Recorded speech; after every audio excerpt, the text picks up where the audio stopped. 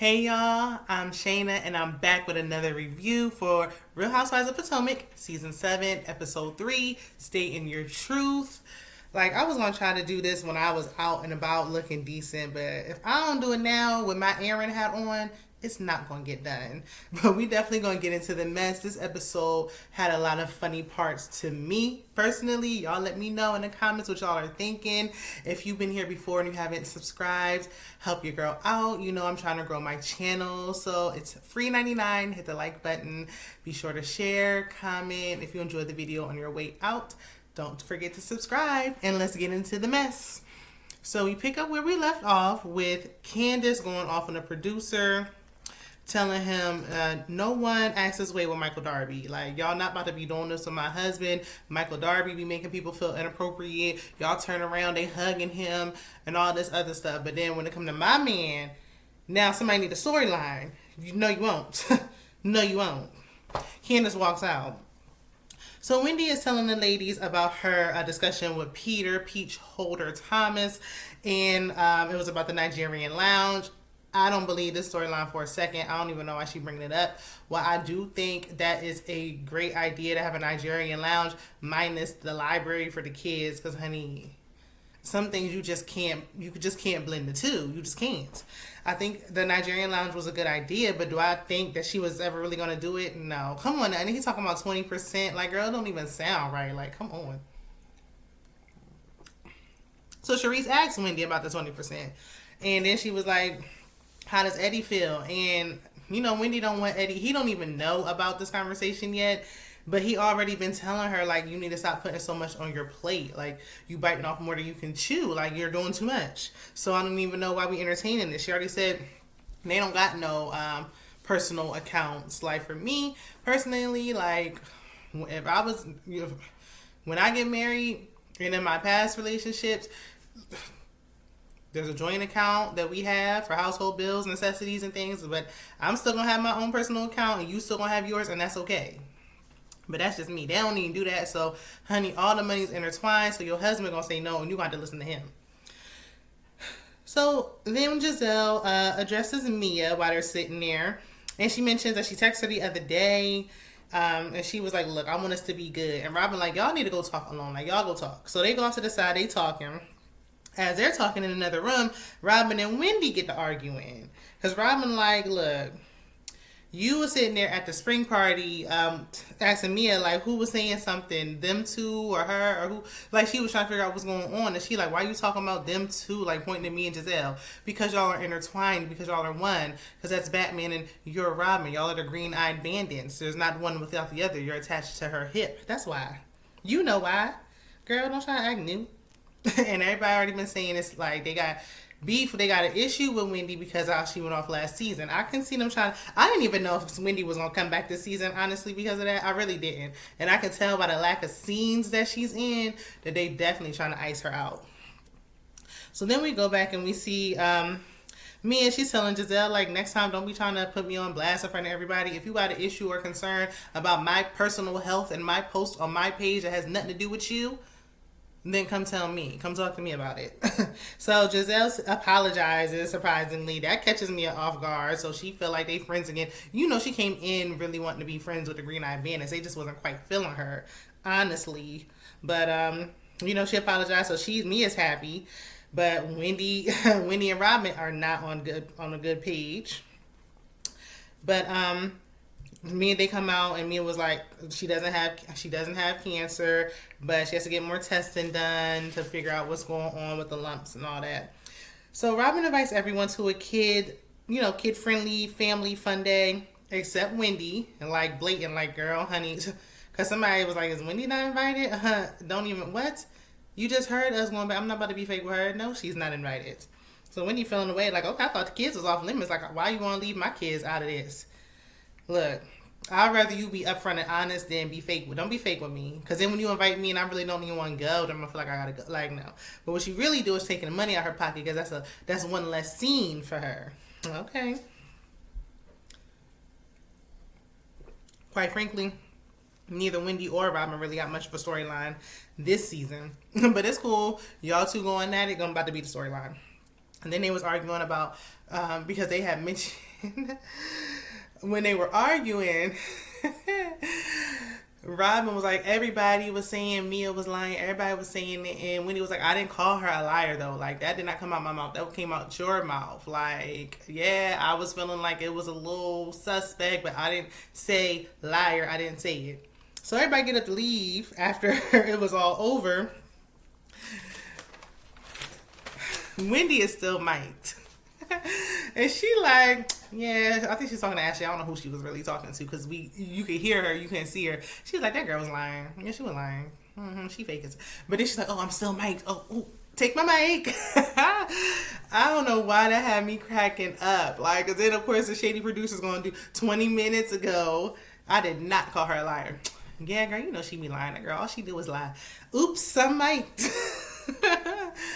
I ain't even mad at it. I'm really not even mad at it. Like, because for me, it's like stand in it. Like, we don't have, it's not about y'all thinking that me a lie. It was the delivery and the when which you approached her. Like, that was just wrong, period.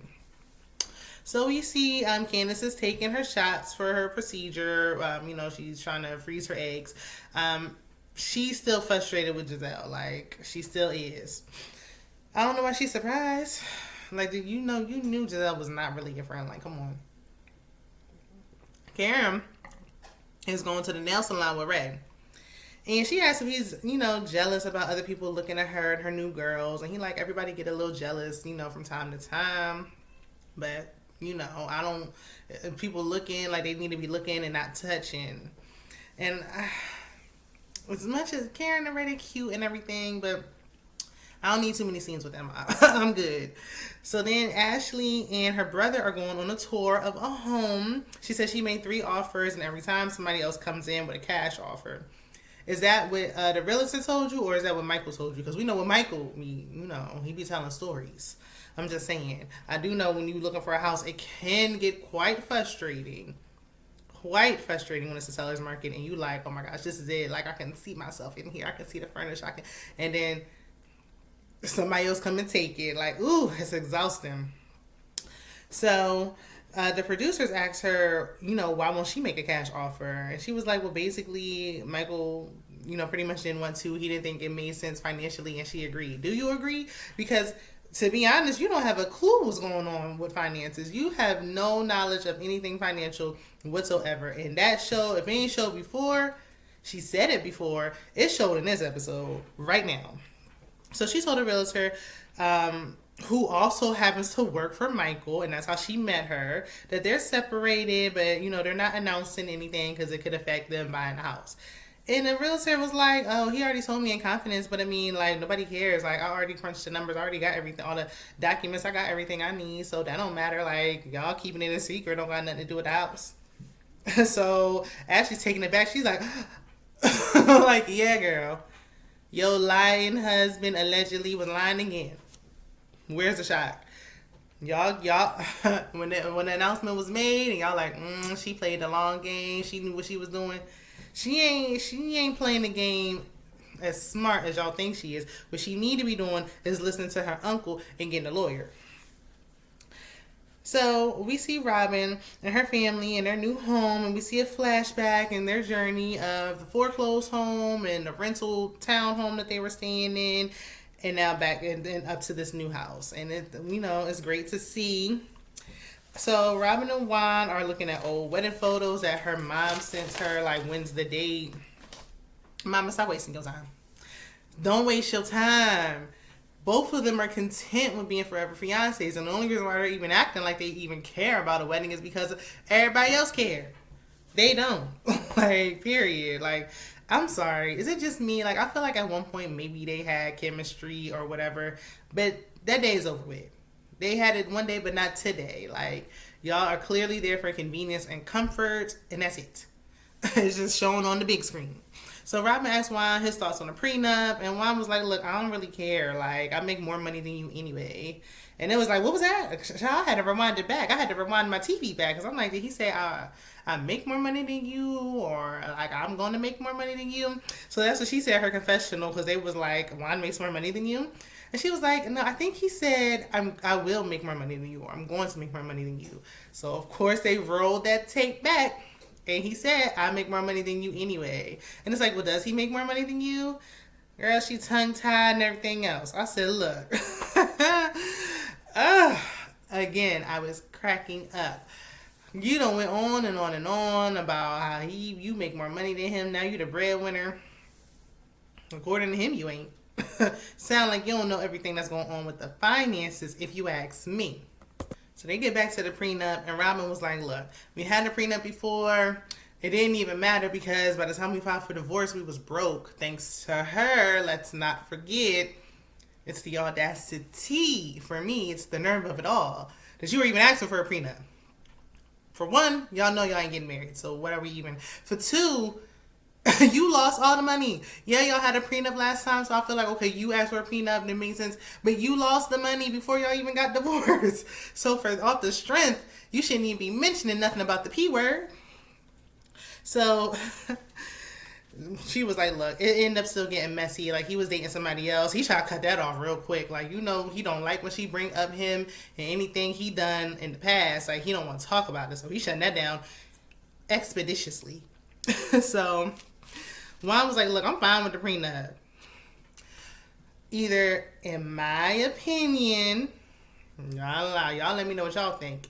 Either he's fine with the prenup because he knows they ain't really about to get married. For two, they might get married off the strength of the show.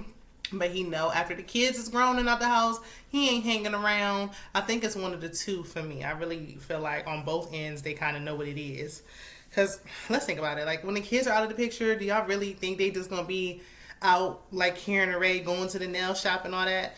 No. No, I don't see it. Like, you know, I don't want no families breaking up or nothing like that. I just don't see no chemistry between them. But, I mean, he going to be there for a while. The youngest is only 12, so they got a little ways to go.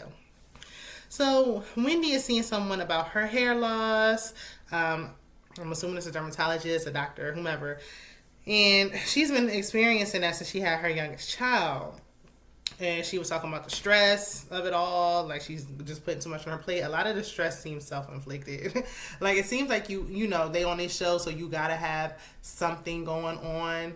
And it's like, yeah, I get it. But, like, why? Like, I understand having to have a storyline. But why do I have to have, like, some type of entrepreneurship going on? Like, back in the day, honey, you just had to be a housewife. Now it's like, I got to have something going on. My something going on is me being a housewife.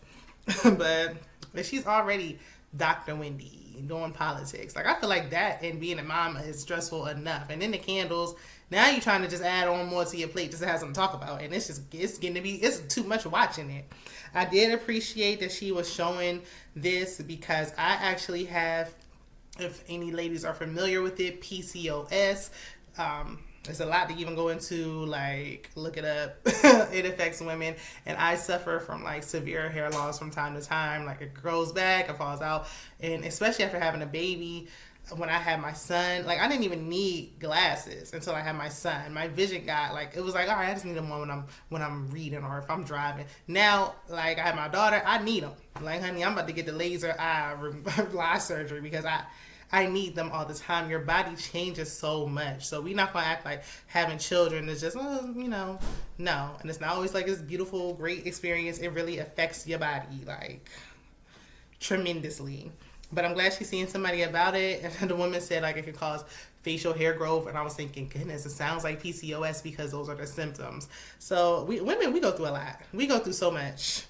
But I'm glad that she was vulnerable enough to show that side of her because, you know, just like with the men, but the men we expect it from men. Like, when a woman is losing her hair, it's like taboo. Like, I don't want to talk about it. It's hush hush and secret.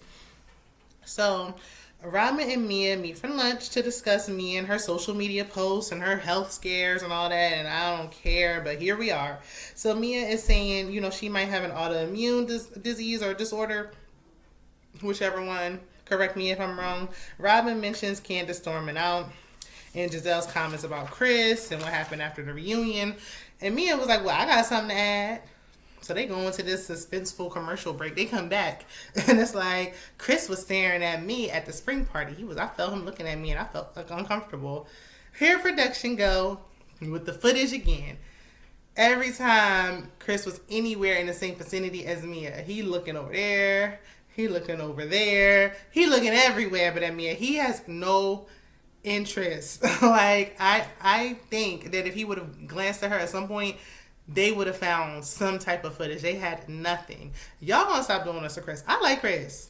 I do. Like, they be, they've been giving him a hard time since he stepped on the scene. Like, Mia, cut it out. And I heard somebody say this before, like, I think it was Rodney on his review. It's like, look, Mia probably feels like every man just wants her. And Gizelle might have that same feeling. And every man just don't. First of all, if you was dancing, he was just looking in your direction, like, but then it's like, he wasn't. Like, you sat up there, you just put something on him that he didn't even do. Anyway, Mia, like, trying to get in where she can fit in as far as storylines go, because the cancer thing, we about to wrap it up. So Gizelle comes to Karen's, and Gizelle shows Karen the dance moves they learned. All I can think about, and I don't even have room to be saying it with this hat on, is just why would Gizelle go to a beauty supply store and get a wig? Like, it's 2022, and I feel like wigs have advanced so much that we can seriously throw this one away. That is like your Aaron wig, like you just throw a cute little hat over top, and you just, I'm just running to the store real quick. I just gotta grab some milk. That, you can, okay, fine. You wearing this every scene, and it's starting to get on my nerves now. Like I said, I'll be tearing the girls down to the ground. I don't care about no fashionistas and none of that. But that wig is just getting on my nerves. So, Karen mentions Gizelle's discomfort with Chris and that whole situation, and says, like, she feels he may owe her an apology. I disagree. I don't think he owes her an apology, because what did he do wrong? You're fake mad and you're fake uncomfortable, and it's very insensitive to people who have been in uncomfortable situations. It really is. For a storyline. It doesn't even make sense. You admitted, Gizelle, that he did not say anything inappropriate. He did not do anything inappropriate. So what is he apologizing for? And I feel like you could tell him, like, I'm not really comfortable. Candy's sitting here. And he would have respected it. But you didn't. So, and you thought your glam was there. Stop saying you thought your glam was there. Because, stop saying you have glam. Stop it. So, Candace is upset. Her body isn't responding as quickly as the doctors thought that it would to the process. So she's upset. And it's probably because of all the stress with the Gizelle situation that's playing a part as well. Gizelle was like, look, I didn't like being in the room because it's like my word against his. And Karen was like, how did we get here? Like, what do you mean your word against his? Like, isn't he your friend? Yes. Didn't you say he didn't say anything appropriate? He didn't say anything appropriate. So how did we get here? Yes, Gizelle, how did we get here? What are we talking about? Your word against his? He ain't saying anything because nothing happened. It wasn't nothing to say. Even according to you. So I get that Gizelle's a producer and everything, but, like, she is reaching for the stars with the storyline. Like, she's dragging this, and I don't appreciate it. So Karen was saying, like, at one point a husband had gave her a hug 3 years ago. She wouldn't say who, but she was like, he squeezed her so tight, like, it was, like, hurting. And I'm just like, okay, Karen. Like, I see you trying to relate there, but, like, I don't know. No. I feel like, because she was, I guess, saying, like, it wasn't really that serious. Like, when she talked to her pastor and talked to Ray, she realized, like, it wasn't that deep, and she just let it go. Maybe she needs to, instead of saying, like, maybe Chris owes you an apology, she needs to be saying what Robyn said, like, maybe you need to let this go. So then she was saying, like, look, because Karen was like, well, there's cracks in a green-eyed man's friendship because Gizelle has said Robyn is the one that brought this to the group. Probably because that's what she wanted her to do, to make this even become a real thing. So Robyn meets up with Candace and Chris, and Robyn like, no, we ain't gonna do that. Come on, sir. You gonna hug me? Like, you gonna give me a hug? And he like, I'm nervous now. And if I was him, I wouldn't hug nobody else. I wouldn't shake your hand. Nothing. Because I see what y'all trying to do here. I ain't hugging nothing. But Robyn like, look, I don't agree with Gizelle on this. Like, I got to take a stand. No. She don't agree. So Robyn starts telling them like how it started with Ashley. And she's like, look, Chris did not slide in her DMs. You don't even have to really explain. We know what sliding in the DMs mean, and we know what responding to an Instagram story means. I do it. If I happen to wake up to use the bathroom at 2 a.m. and I see a story, I respond. I don't think like, well, it's so late. No, I feel like when they see it, when they wake up, then they just gonna respond. Like, it's not that big of a deal. He didn't do anything outside of that. So, come on. Candace felt away, and she just like, look, where was the discomfort at the spring party when y'all was hugging and stuff? Where was the discomfort then? Why are you saying something now? Robyn like, look, I agree. I also asked Gizelle why she's saying something at this point, but it's like, well, Ashley said something first, so now she gonna say something. Candace is like, look, I'm done with Gizelle. I'm done with her. And that's where it ends. So we gonna see. I'm glad Candace is standing up for herself or her man. Don't talk about my man and my mama. Shout out to Candy. So let me know what y'all think in the comments, and I will see you guys in the next one. Bye.